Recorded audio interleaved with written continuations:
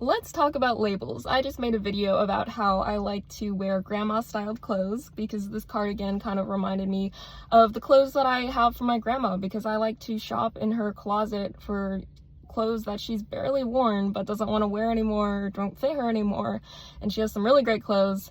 If you want to see that video, go check it out on my channel. I talk all about my grandma clothes.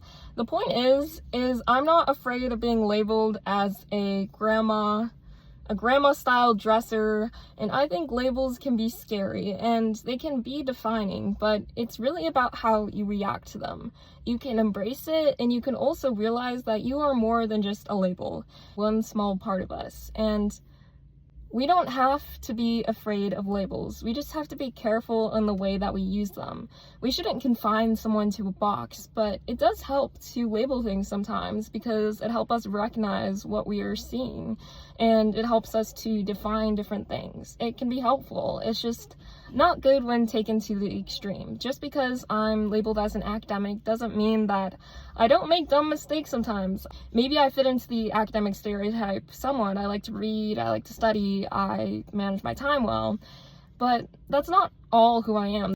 This doesn't have to define who I am, because I know there's multiple sides to me. I have a very silly side that I show to people who I'm closer with, because I feel too silly to do that all the time, and you have to be in a certain mood to like kind of turn your silly face on. I don't know, I get a little silly on this channel too. I can't believe I'm even talking about grandma clothes and just my whole style and shopping in my grandma's closet. Like that's pretty silly of me. And I think the more that we can embrace the good sides of these stereotypes or labels, the better, because there's light and dark attributes of all these different labels, and I think even some descriptions may come with more negative connotations, but we can realize that it doesn't have to be that way. And you know, the way that you react to labels says a lot more about you, and also the person who is labeling you. It says a lot about them. Maybe they are saying it in a negative way because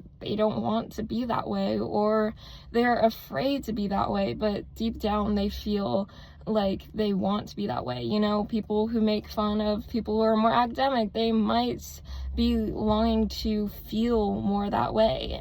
My point is, labels can be helpful when not taken to the extreme, and when we realize that they are not all what we are. My point is, labels can be good if they're not taken to the extreme, and if we can see the positive aspects of each one, because they do serve a purpose, and sometimes it can be helpful.